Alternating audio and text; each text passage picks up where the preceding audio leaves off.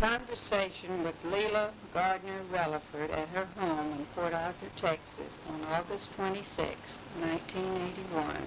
Interviewed by Sybil Boland.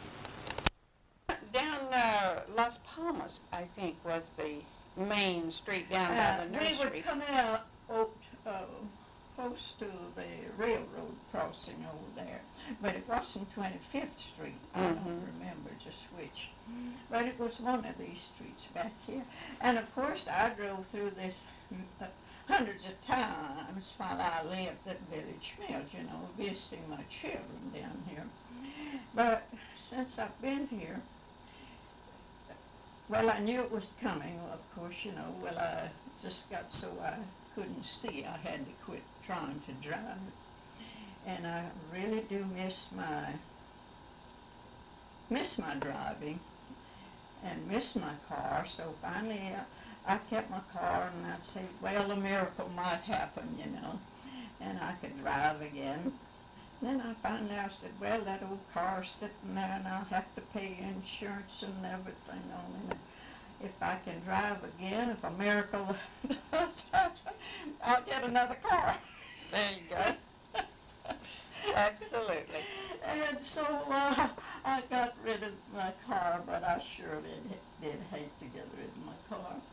But I'm so glad I'm down here. I'm glad that you feel because I was so alone up there with that, you know, was so far and everything. Well, now, was that your family place?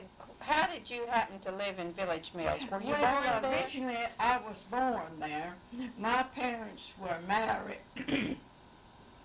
My grandfather, Gardner, lived way on out there. You've heard of Hicksboro out yes. there. It was in a little past that area. And then they came there, and they were early settlers in there, you know. And then my mother's family, they were Boers, and they had moved from, they called it always the River Swamp, back in there behind Spurg or some Silsby and in there somewhere on the river, you know. And they moved out there about 3 miles from Village Mills. Well, you see, my parents met over there, and then they married and lived in Village Mills. That is, they'd go back and forth. Now, my daddy, however, in those days, he was several years older than my mother. I mean, about 11 or 12 years older. So he was considered an old bachelor, and he had built him a little log cabin. In those days, it was quite common for people to homestead, you know, so he was homesteading out there. That was in the Village Mills area? It's what up at the old hot area. Oh, yes. But then, you see, but later, it was, we lived all around in there, different places, you know. But what I started to say, I was born there. My parents, they lived there part of the season. They'd go back to the log cabin a part of the year. They'd move back to the sawmill a part of the year, back and forth, whichever was easiest to make a little crop and do a little sawmilling. And finally, though, it just came that my parents bought that place there about in 26, I believe. They bought that piece of property there where I lived. Now, how do you designate that? Does that road have a name? Is what?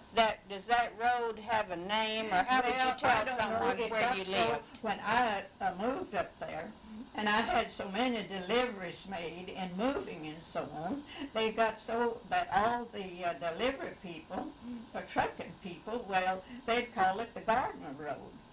But so far as I know, nobody else ever did that. But that little piece of road from Waddell's back up there to the corner, you see, to my place, well, in fact, where the Harkins lived there, that was originally a piece of my parents' property. They sold it to the Harkins, you see. So all of that strip, you might say, was along the Gardner, that little Gardner Road. And There's some trailers in there now, aren't there? Hmm? Are there some trailers, house trailers? yes, in there? they bought that years ago from my father. And I suppose they're still there. Then, you see, when my parents died, well, my mother died in 43 and my father died in 49. Well, then naturally, you see, the property, we fell heir to the property, the land. And, but still, while it was in the process, before they died, they knew that this little oil development was coming in there, you know. And it was really a pretty big thing, you know, for the small field on it. But anyway, we divided it into 5 parts, you see, equally between we 5 children. There was 2 brothers and 3 sisters, you see. How many acres did you have there originally? Well, by that time, I'm not sure, but about 69 acres, I think, by that time. My parents had sold off some. They originally had 88 acres, I believe. But land was so cheap in those days, you know, when they first got it. And, of course, it's increased in value now, you know. Did one of the creeks run through your property, or did it go that far back? No, it runs right near the corner of it. Hickory Creek. Hickory Creek. Runs almost there.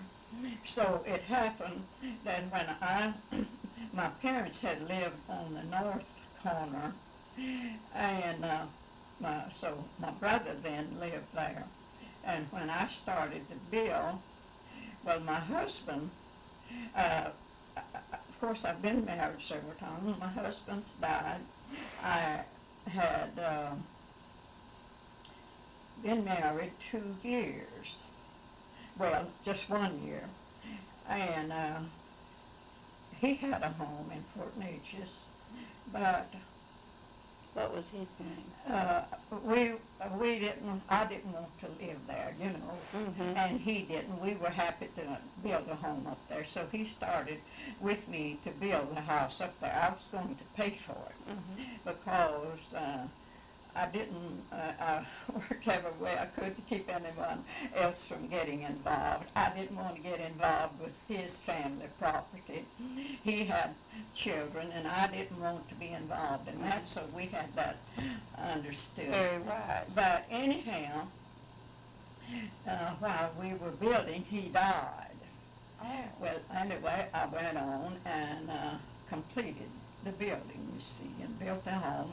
And I lived there for 13 years alone, you know, trying to hold it together. And so then Jack, my brother Jack, built next door to me, and then my sister, another sister, she lives in the Groves and did at that time, but they started to build.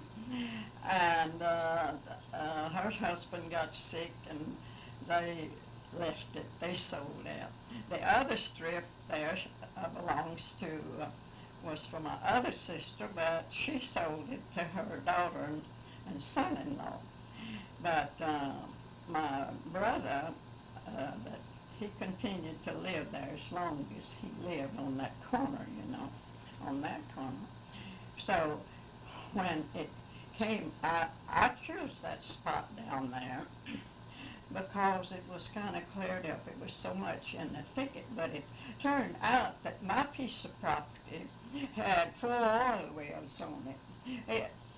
Now, the mineral was equally divided, you see. That didn't mean I had any more. I had equally, it was equally divided. But I had all those old oil wells on my property, and I had that old road on there, you know, passing through back there. And I really didn't think I had anything to sell, you know. In fact, I couldn't sell it. And with all that, nobody would buy it, you know. And the others all sold it. Well, of course, then the production stopped. it stopped producing. And so when the production stopped, well, the lease, that ended the lease. And then the oil company went in there and they repaired all the damage that they did, you see. And they did a lot of work there to get the place fixed up.